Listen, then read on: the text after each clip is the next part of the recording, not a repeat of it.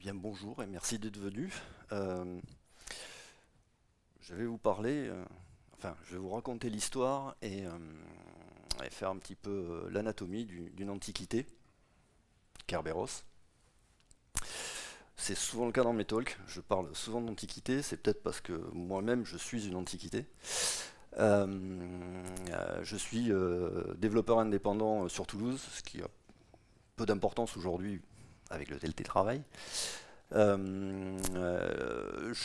pourrais me qualifier d'artisan du logiciel, mais avec une vieille influence académique, et ce qui m'a donné pas mal d'intérêt pour les langages, leur implémentation, les systèmes distribués et plein d'autres aspects très technophiles. Je vais vous parler rapidement de mon principal client actuel parce que ça a motivé un petit peu aussi un petit peu ce talk de façon distante. Donc là actuellement je travaille pour Bravas qui est une société qui fournit une solution de gestion de flotte mobile qui intègre un IDP, qui intègre un MDM, de la PKI euh, avec pour objectif de faciliter les onboarding et offboarding d'utilisateurs, avec faciliter le maintien en condition opérationnelle des machines, des flottes de mobiles, et avec, cerise sur le gâteau, la possibilité d'avoir de l'authentification sans mot de passe, ce qui est quand même très, très intéressant. Et du coup, pour eux, j'ai pas mal manipulé SAML, SAML, qui est une solution de single sign-on web. Et en regardant ça, je me suis dit, tiens, mais ça me rappelle quand même énormément quelque chose avec lequel j'avais joué, travaillé dans les années 2010 par là, qui est Kerberos. Et je me suis dit que c'était l'occasion de faire un petit retour historique là-dessus, et de reparler un petit peu et de voir à terme quels étaient en fait les points communs qu'on pouvait retrouver entre tout ça. Donc avant toute chose, on va parler de contexte. Parce qu'on ne peut pas parler de Kerberos et de la façon dont il a été fait si on ne le replace pas dans un contexte historique. Kerberos, ça apparaît autour des années 90. Enfin, pas mal de choses un peu avant, entre 85 et 90, et par la suite. Donc c'est pas tout récent. À cette époque-là, on transitionne d'une période où on a une informatique centralisée, avec des terminaux idiots, connectés par des liaisons série à des machines, comme ici un PDP-11. Et on transitionne vers quoi? Tout doucettement, hein, ça ne se fait pas du jour au lendemain, vers des machines qui sont des stations de travail avec une capacité de calcul intrinsèque et qui sont connectées entre elles ou avec des serveurs par réseau. Donc ici, le célèbre connecteur en T de l'Ethernet fin, là aussi historique, vous trouverez plus ça aujourd'hui. Et dans ce contexte-là, on a aussi un contexte lié à la cryptographie. De quoi on dispose? On dispose depuis un bon bout de temps une bonne maîtrise du chiffrement symétrique, avec en particulier DES, Data Encryption Standard, qui existe depuis, qui a été normalisé par le FIPS depuis 1977 et qui dérive d'un algo de chez IBM de 71 qui s'appelle Lucifer. Donc c'est quelque chose qui est bien établi, qui fonctionne bien et qu'on connaît depuis très longtemps. En parallèle, commencent à poindre des systèmes de chiffrement symétriques. Donc le premier, le RSA, dont la description date de 78, dans un papier de recherche du MIT, donc de Rives, Shamir et Adelman. C'est vraiment un papier fondateur, c'est-à-dire qu'avant ça, on avait juste évoqué la possibilité de le faire. Là, c'est le premier papier qui dit on sait le faire et on montre comment on le fait. Mais c'est pas encore mis en application. À cette époque-là, donc effectivement, et ça, a été breveté par le MIT seulement en 1983. En parallèle, donc, au niveau du transport, HTTP, ça n'existe pas. En fait, sa description de 90 et la première RFC qui formalisait le truc de 96. À ce moment-là, c'est encore plus ou moins dans les cartons du CERN. Voilà. SSL, Secure Socket Layer, ben, ça n'existe pas non plus. Ce qu'on a, c'est une norme V2 de SSL qui va apparaître en 95. Ne parlons pas de son dérivé actuel TLS. Donc, ça, c'est des briques sur lesquelles on n'a pas pu bâtir à l'époque. Je vais faire un petit rappel rapide sur le chiffrement symétrique et asymétrique pour la forme. Je ne vais pas trop vous prendre la tête avec ça, mais juste quelques petits rappels. En ce qui concerne le chiffrement symétrique, on a un texte clair sur lequel on va pouvoir appliquer un algo accompagné d'une clé secrète. Et on peut renverser ce processus par l'algo inverse en utilisant la même clé. Cet algo-là, enfin ce genre d'algo-là, nécessite que les deux parties communicantes disposent de la dite clé. Donc il y a forcément une nécessité de partage de secrets à ce niveau-là. Une propriété intéressante de ce genre d'algorithme-là, c'est qu'ils sont rapides. D'accord ? C'est avec ce genre d'algo-là qu'on va pouvoir faire des chiffrements de flux, des chiffrements de disques, de gros volumes de données. Mais ils ont cet inconvénient qu'il faut qu'on se partage une clé. À côté de ça, il y a donc les chiffrements asymétriques comme RSA qui commencent à apparaître. Et là, c'est basé sur une paire de clés, une publique, une privée. La publique étant dérivée de la clé privée. Et ce qu'on peut faire, c'est prendre un texte clair et le chiffrer avec l'une ou l'autre, ce qui va nous donner un texte chiffré. Et on va pouvoir le déchiffrer en appliquant une transformation inverse, mais avec l'autre clé. Si je réapplique la même clé, ça ne marche pas. Je continue à avoir n'importe quoi. La situation du haut est plutôt utilisée en situation de signature. C'est-à-dire que c'est pour attester que la personne qui a chiffré le texte clair est bien la personne qu'il prétend être. Parce que c'est normalement la seule dépositaire de la clé privée. Et toute personne qui dispose de la clé publique va pouvoir dire si je déchiffre, c'est que c'est bon, c'est bien qui de droit qui a chiffré ça en face. Et réciproquement, on peut faire du chiffrement avec la clé publique pour transmettre quelque chose de chiffré à la seule personne qui dispose de la clé privée. Ce qui résout en partie le problème de distribution de clés dont on parlait tout à l'heure, c'est-à-dire que du coup il n'y a pas besoin de partager un secret. Mais par contre on peut s'adresser qu'à une seule personne. Des avantages de ces algos-là, c'est que ils sont lents et ils ne s'appliquent pas à des gros volumes de données. En fait, ils vont avoir beaucoup d'intérêt, effectivement, pour du chiffrement, de la signature, pardon. Donc, ces petites bases étant posées, c'était quoi le problème à résoudre ? Le problème à résoudre, c'est un problème d'authentification.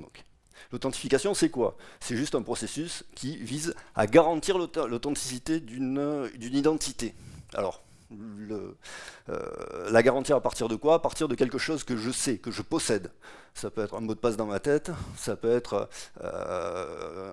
une clé que j'ai dans la poche, ça peut être une empreinte rétinienne, peu importe, mais quelque chose que dont je suis le seul à disposer, et que celui qui va devoir vérifier l'authenticité doit être capable de vérifier, ce qui peut nécessiter éventuellement un partage d'informations. Dans la situation où on est à cette époque-là, donc je vous dis transition de systèmes centralisés vers des systèmes distribués. Ce qui veut dire qu'on va avoir effectivement des connexions réseau, c'est plus une connexion pour une simple liaison de série.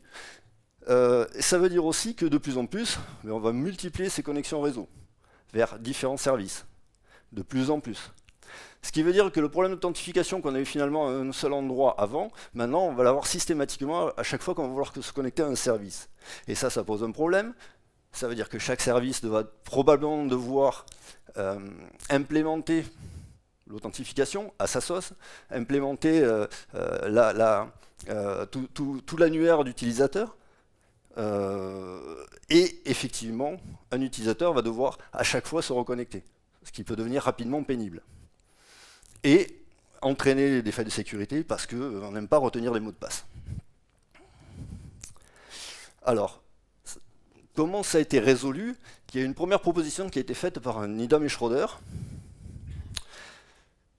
dans un papier de 1978 qui pose les bases de l'utilisation de la cryptographie symétriques et asymétriques pour pratiquer de l'authentification sur des réseaux.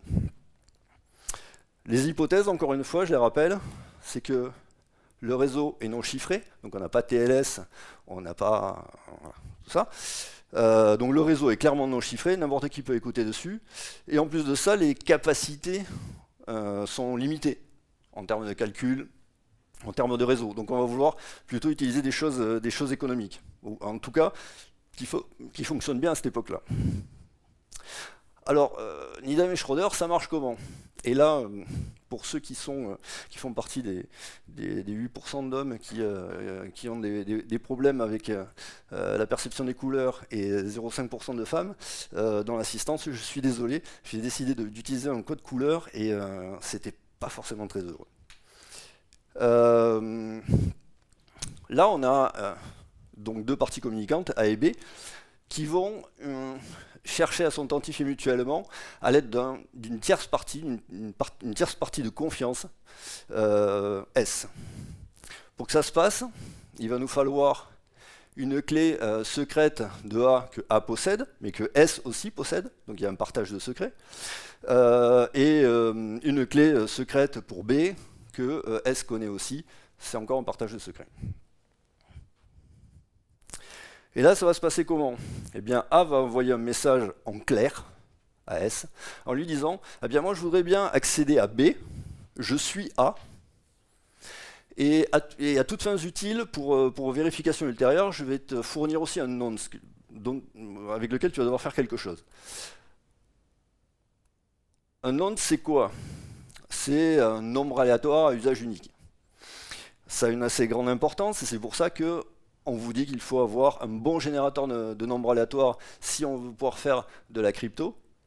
Parce que si un attaquant arrive à deviner quel est un nonce qui est partagé entre deux machines, ça va entraîner des possibilités d'attaque.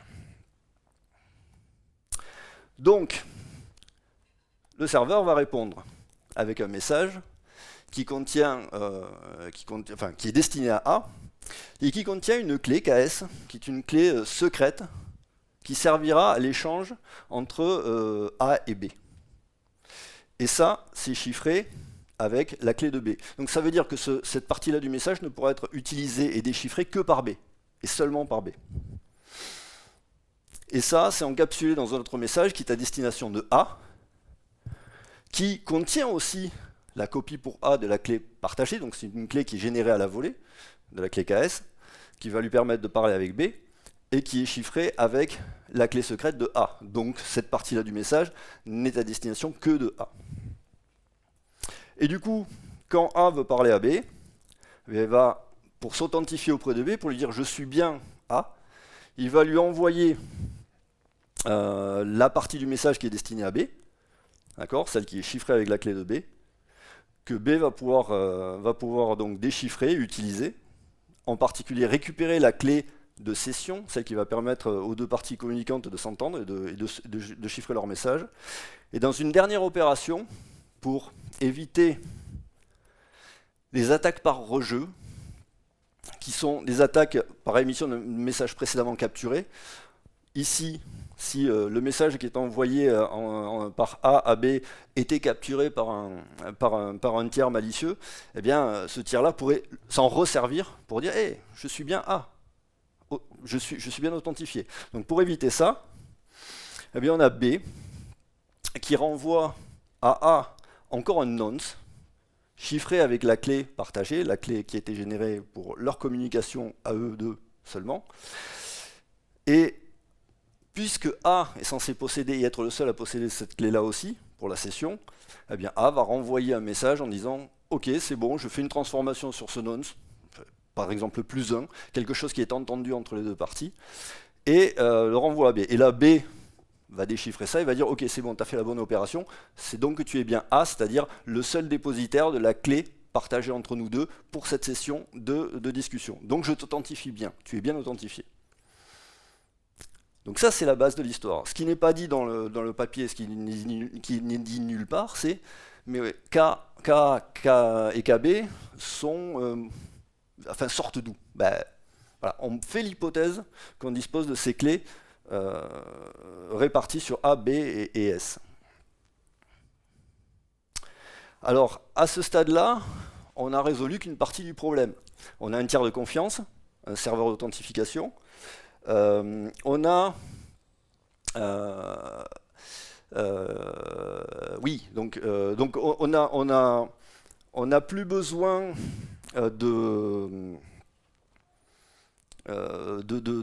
d'avoir une implémentation pour chaque service possible de l'authentification. Il y a un serveur central qui fait le travail, et en plus vous avez pu voir que ça se passe sans vérification par le serveur central de quoi que ce soit. C'est uniquement par le jeu déchiffrement qu'on retombe sur nos pattes. Mais reste quand même un autre problème important, c'est que à chaque fois que je veux accéder à un service, à chaque fois il faut que je me re-authentifie quand même, donc il faut que je refasse systématiquement la manip. C'est ce que cherche à régler Kerberos. Alors Kerberos, ça a été normalisé par l'IETF en 93. D'ailleurs, comme on peut le voir, l'IETF a bien classé le truc comme historique, et ça a été copieusement dépassé par d'autres RFC qui sont venus plus tard.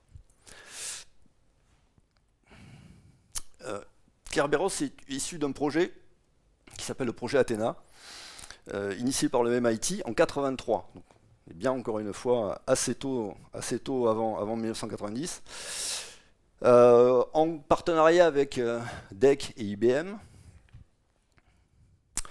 Et c'est un projet qui a apporté d'autres systèmes comme alors, certains qui sont inconnus comme Hesiod et Moira, qui sont un service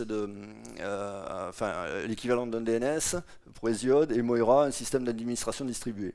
Par contre, on connaît tous assez bien X-Window, qui nous a été apporté par ce même projet Athena, qui cherchait à résoudre donc des problèmes de travail dans un environnement distribué, dans un environnement client-serveur.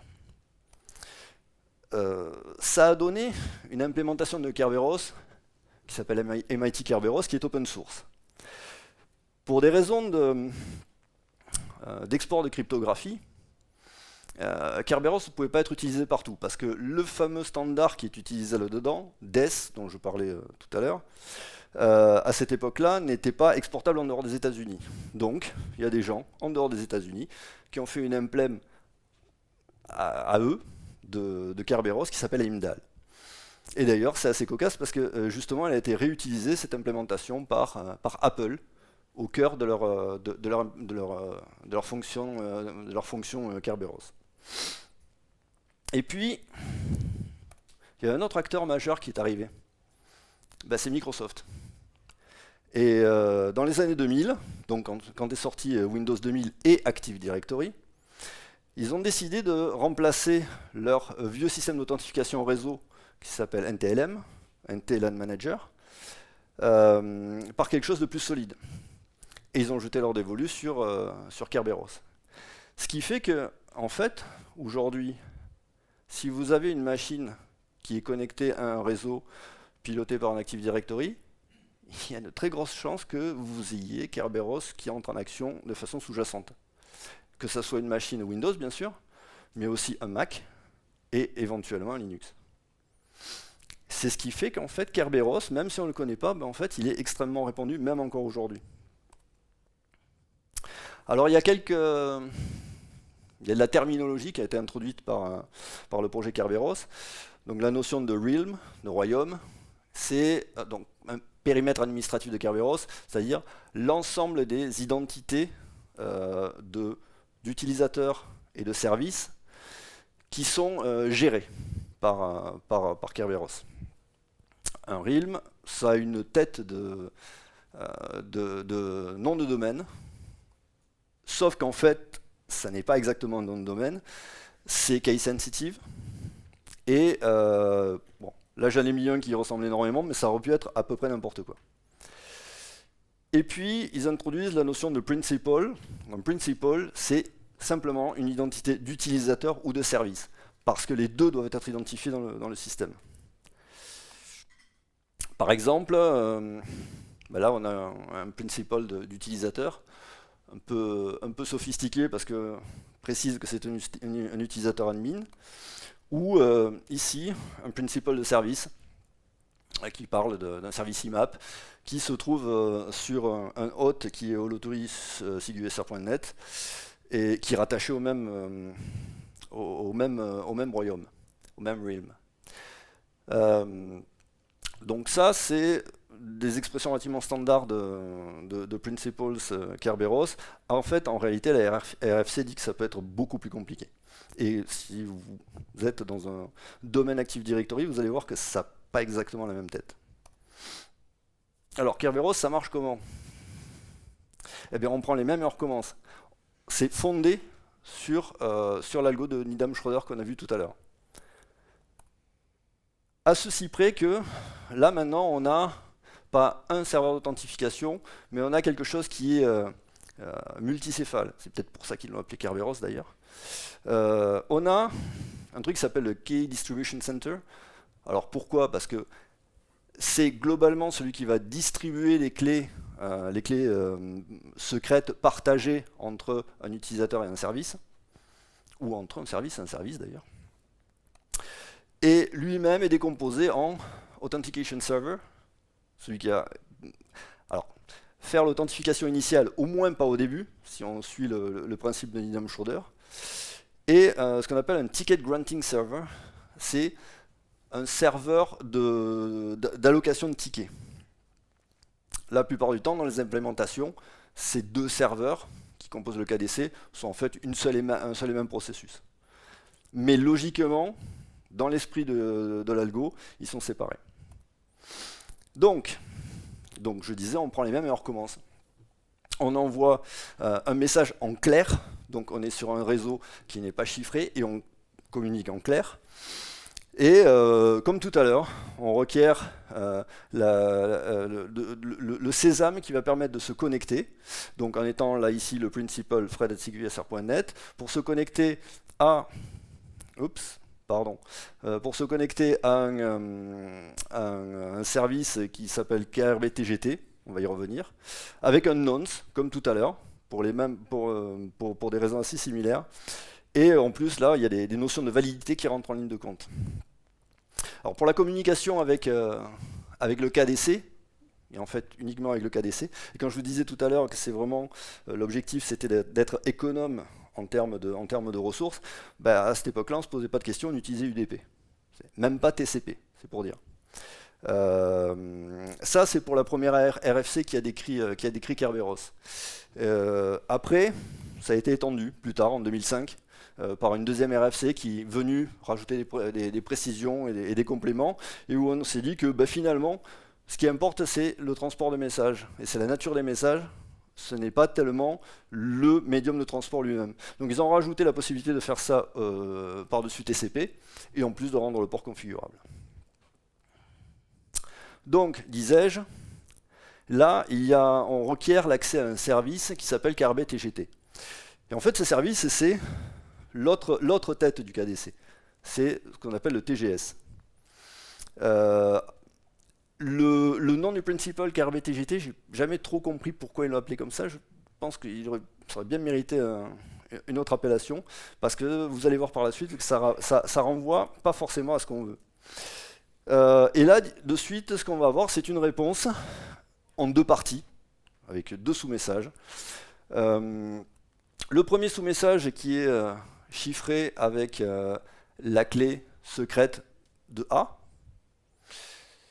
qui va contenir essentiellement la validité qu'on accorde à A pour être authentifié, le nonce qui du coup est chiffré, donc ça va permettre à A de s'assurer qu'il parle bien au serveur d'authentification, à l'authentication server, et une clé qui a été générée à la volée pour permettre à A et au TGS de parler. Et puis on a une deuxième partie de message qui elle est destinée au TGS, et c'est pour ça qu'elle est chiffrée avec la clé secrète du TGS, et qui va contenir à peu près les mêmes informations, avec en particulier le nom de l'utilisateur du service qui veut se connecter, et tant qu'à faire, son IP actuel, pour encore permettre au TGS de renforcer des vérifications. Euh, les fameuses clés secrètes dont je parle là, euh, autant tout à l'heure il n'était pas dit d'où elles venaient, autant ici, bah, c'est spécifié. On a d'abord un truc qui s'appelle string to key, qui va permettre de dériver une clé secrète à partir d'un mot de passe. Et c'est probablement là où le bas blesse. Parce qu'au final, il s'agit de mots de passe qui sont choisis par les utilisateurs, et on sait que c'est souvent le facteur humain qui va introduire des difficultés en termes de sécurité. Et côté service, on a un truc, du moins dans l'implémentation du MIT, qui s'appelle le KeyTab, qui permet de stocker les clés pour un service. Mais il faut qu'il y ait un KeyTab pour chaque service. Donc ça veut dire que là aussi, il y a peut-être un souci. Il faut que ça soit généré et connu par le serveur d'authentification, mais distribué après sur les différents services. Alors ça, c'est résolu d'une certaine façon par l'implémentation MIT du Kerberos avec un outil d'administration qui permet de s'appuyer sur Kerberos pour faire cette distribution-là. C'est encore résolu autrement par un contrôleur de domaine Windows et des machines qui se connectent à ce domaine. Donc, comme je disais, ici, il y a dans les deux messages la clé qui a été générée pour la communication entre A et le TGS, chiffrée, dans un cas par la clé de A et dans l'autre cas par la clé du TGS. Donc effectivement, quelqu'un qui n'a pas ces clés-là ne peut pas le déchiffrer, ne peut pas récupérer cette clé de session pour permettre la communication. Et là, on recommence. C'est reparti pour un tour. Ah non, pardon, excusez-moi. La deuxième partie, la partie chiffrée pour le TGS, c'est ce qu'on appelle le TGT.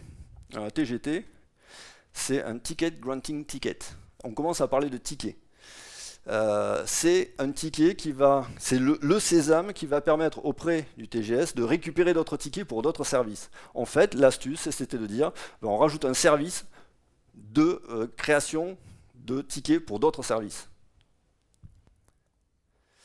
Et ce Ticket Granting Ticket, qui a une validité qui lui a été accordée, une durée de vie, eh bien ça, c'est l'autre apport de Kerberos, c'est que ça va être mis en cache sur le client pour la durée de validité du ticket en question. Intérêt de la chose, puisqu'on l'a sous la main, on n'a plus besoin, pendant tout le temps de la validité de ce TGT, de recommencer la première opération d'authentification. La première phase, on la met de côté. Et donc, disais-je, on recommence. Là, maintenant, je veux accéder à B, donc je vais demander au TGS de me donner un sésame, un ticket, qui va me permettre d'accéder à B. Et pour ça, je lui transmets le TGT, pour que lui puisse, comme tout à l'heure avec Nidam Schroeder, récupérer la clé de session partagée et faire toutes les vérifications qu'il a besoin de faire. Un nonce, pareil, pour que quand il va me répondre, je puisse vérifier que c'est bien lui. D'accord ? Pareil, encore une fois, une validité requise. Et par rapport à tout à l'heure, avec Nidam Schroeder, ils ont rajouté un truc, qui est de dire, plutôt que de faire un aller-retour pour que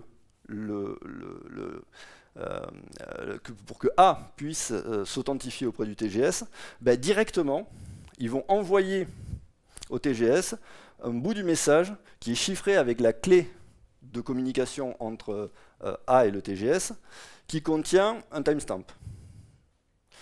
Ça introduit une nouvelle contrainte à Kerberos, c'est que là, on a besoin que les horloges entre les différents composants du système soient relativement bien synchronisées. Il y a une tolérance qui, je crois, par défaut est autour de 5 minutes, ce qui veut dire que l'autre, quand il reçoit son message, il va le déchiffrer avec la clé de session, il va vérifier le timestamp qu'il y a dedans, et il va dire, ok, non, là, ça a trop dépassé, ça va être un trop vieux message, on est en train de me gruger, je refuse. Voilà. Cette partie-là du message s'appelle un authentificateur.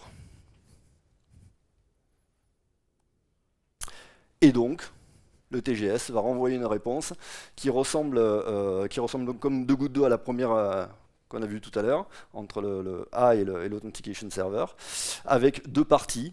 Donc la première partie chiffrée avec la clé partagée entre A et le TGS, qui contient une nouvelle clé, le nonce qui du coup est chiffré, et la validité pour ce nouveau ticket qui a été accordé. Et en dessous, on a... Alors pardon. Et ici on a donc la nouvelle clé générée par le TGS pour l'étape suivante, pour la communication entre A et B, d'accord, qui est effectivement où on a deux copies, une pour destinée à A qui est chiffrée avec la clé de session entre A et le TGS et la clé de B pour le deuxième message. Donc ça veut dire que le premier ne peut être déchiffré que par A et la deuxième partie ne peut être déchiffrée que par B.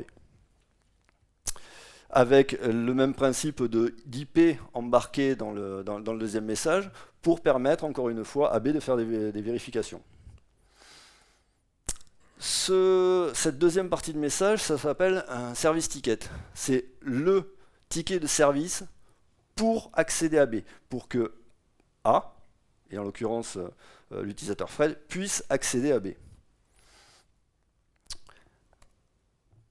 Ce service ticket, ben comme tout à l'heure, encore une fois, on prend les mêmes et on recommence.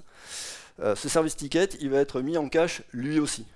Donc encore une fois, l'apport de Kerberos. Ça veut dire quoi? Ça veut dire que cette étape aussi, sur la durée de validité du service ticket, eh bien, il n'y aura pas besoin de la refaire. Tant qu'on en a un qui est valide, on ne recommence pas. Donc on pourra s'adresser à ce moment-là directement à B. Et pour s'adresser à B, c'est reparti pour un tour. On s'adresse à B en disant qu'on lui fournit pareil un authentificateur, comme tout à l'heure, avec un timestamp, chiffré avec la clé partagée, la clé volatile qui a été générée par le TGS, la clé de communication, la clé de session entre A et B. Et effectivement, on lui fournit aussi le service ticket pour que lui-même puisse disposer de cette clé et faire les vérifications qu'il a à faire. Alors, tout ça c'est très bien, sauf que je vous ai dit, le premier message, il part en clair. Il est tout à fait en clair, ça veut dire que n'importe qui peut envoyer ce message. Il n'y a aucune limitation. Ce qui veut dire qu'un attaquant pourrait très bien demander un ticket initial, il ne peut pas le déchiffrer, soit. Sauf que quand Kerberos est sorti en 90, le chiffrement de DES, ça allait bien, c'était un standard. Plus le temps est passé, plus on s'est aperçu que ça devenait de plus en plus difficile à tenir. On a eu des preuves de craquage de DES autour de 95, je crois. Donc, on voit bien qu'il y a un problème. On pourrait demander un ticket, prendre ce ticket et brute forcer le ticket pour à l'aide d'une attaque hors ligne, essayer de trouver quelle était la clé, la clé de A.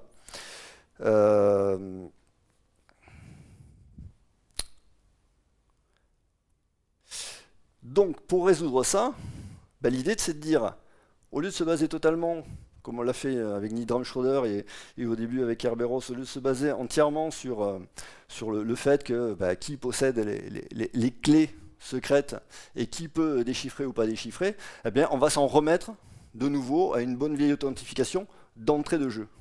D'entrée de jeu, on a le premier message qui part, comme tout à l'heure, en clair. Et là, si l'authentication server est configuré pour dire non, mais je veux d'abord que tu montres patte blanche, je veux que tu te pré-authentifies, il va lui répondre que ça ne va pas, il y a une erreur. Et l'autre va immédiatement répondre le même message, mais avec en addition le même type d'authentificateur qu'on a vu juste avant, c'est-à-dire un timestamp, chiffré avec sa clé à lui. Et donc du coup, le serveur d'authentification derrière va pouvoir déchiffrer ça, vérifier que le timestamp est valide dans les bonnes marges, et donc s'assurer que c'est bien A. Ça ne peut être que A qui a chiffré ce timestamp. Donc c'est une forme d'authentification. Il faut savoir que cet aller-retour, ça c'est en situation où le client n'est pas non plus configuré pour. Ça peut se faire en une seule fois. En fait, il est prévu dans le message initial de pouvoir d'entrée fourrer un authentificateur de ce type-là à l'intérieur. Donc là, je vous l'ai montré avec un aller-retour, mais c'est pas systématiquement requis. Ça peut aller beaucoup plus vite. Petit détour par ASN1. Kerberos en version 5, donc suite de Kerberos 4 qui était, on va dire, sorti tout frais des labos du MIT et donc pas forcément ultra formalisé. Quand la version 5 a été spécifiée, ils se sont dit on va le formaliser correctement. Donc tous les messages qui définissent l'échange protocolaire sont définis avec ASN1. ASN1, c'est une façon de décrire des structures de données de façon abstraite, indépendante des langages. D'accord ? Si on devait aujourd'hui le comparer, ben ça nous ramènerait à des choses comme Protobuf, comme Avro, comme Thrift, c'est-à-dire des spécifications abstraites d'une structure de données qui sont traduisibles dans plusieurs langages de programmation. Et mine de rien, ASN1, en fait, ben on le retrouve souvent dans les spécifications, dans les RFC de l'IETF. Énormément de normes cryptographiques et de protocoles ont leur message spécifié à l'aide d'ASN1. Ça, c'est une capture d'un message initial que j'ai fait pour jouer un petit peu avec le système. Là-dedans, on arrive à lire, un peu péniblement, mais on arrive à lire des choses qu'on reconnaît. On voit qu'il y a un principal d'utilisateur, on voit qu'il y a le fameux KRBTGT SiguSR.net, donc un principal d'un service particulier qui est le service de livraison de tickets, et on voit quelque chose qui s'apparente probablement à une date. Si on veut en savoir un petit peu plus, moi ce que j'aime bien utiliser, c'est mon couteau suisse favori pour ce genre de choses, OpenSSL, qui a une commande ASN1parse qui permet de dépioter de la SN1. Mais pas n'importe comment. Là, on précise bien que c'est en format DAIR. Pourquoi ? DAIR, c'est Distinguished Encoding Rules. C'est-à-dire que ASN1, c'est une description abstraite d'une structure de données. Mais le problème, c'est quand on le fait passer sur le câble, il faut physiquement le représenter. D'accord ? Donc, c'est un des formats de sérialisation d'ASN1. Celui-ci, c'est celui qui vient avec ASN1. D'autres ont été imaginés par la suite, mais fondamentalement, c'est celui qui va être le plus utilisé. D'ailleurs, aujourd'hui, si vous manipulez les certificats X509, vous allez voir que vous pouvez les manipuler justement en DAIR, parce qu'en fait, ils ont été sérialisés comme ça. Donc ça donne ça. Quand on regarde mon paquet de tout à l'heure, désérialisé avec OpenSSL, ça donne ça. Et on retrouve dedans d'autres choses, les mêmes principles de service et d'utilisateur, la date, mais pas tellement plus. Alors, on peut essayer d'utiliser d'autres outils. Un autre outil que j'aime bien, c'est Wireshark, donc un analyseur de protocole réseau, qui a le bon goût d'avoir ce qu'ils appellent des dissecteurs, qui connaissent certains protocoles et certains formats de messages. Et Wireshark, je m'en suis servi pour justement analyser mon échange protocolaire de tout à l'heure. Et ça donne ça à la sortie. C'est un tout petit peu plus clair parce que comme Wireshark sait de quoi on parle, lui, il peut mettre des noms dessus. Il peut me dire, ah ça c'est un realm, ça c'est un nom principal, ça c'est une date. Il va pouvoir nous dire, tiens ça c'est un nonce. Moi je l'aurais pas retrouvé sinon. Voilà. Dans le paquet d'informations. Il va nous dire d'autres choses que je ne savais pas, qu'on ne savait pas avant, le voyant, c'est que il y a des options, un ticket, qui permettent d'en indiquer un certain nombre de propriétés sur lesquelles je ne m'étendrai pas maintenant. Il y a aussi les types de chiffrement d'algorithmes de chiffrement qu'on veut pouvoir utiliser par ordre de priorité. Donc tout à l'heure je vous parlais de DES. Il est évident que depuis le temps, ça a un petit peu évolué et on est passé sur des algorithmes de chiffrement beaucoup plus musclés que DES. D'ailleurs, il est même... Ah si, il y a triple DES qui est cité dans la liste. Waouh. Et il y a une partie que je n'ai pas mis en surbrillance, qui s'appelle PData, là, sur la partie de droite, qui en fait, normalement, est l'endroit où on va pouvoir caler le fameux authentificateur lié à la pro-authentification. Sauf que, c'est bien joli, mais si moi j'ai pu capturer le message, tout à l'heure je disais ce qu'il y avait d'embêtant par rapport à la pro-authentification, c'est que n'importe qui pouvait demander un message initial et donc passer son temps tranquillement le trafiquer. On pourrait imaginer que là maintenant c'est plus difficile à avoir puisqu'il faut se pré-authentifier. Sauf que si moi j'ai pu capturer ce message avec Wireshark, évidemment n'importe qui peut le faire. D'accord? Surtout à l'époque où Ethernet c'est un médium où tout le monde parle et chacun retrouve les siens. Donc c'est super facile de capturer des messages. Donc, eh bien, Microsoft s'était emparé de Kerberos. Ils se sont dit, ouais, on va quand même essayer de faire un effort là-dessus et on va proposer une nouvelle forme de pré-authentification.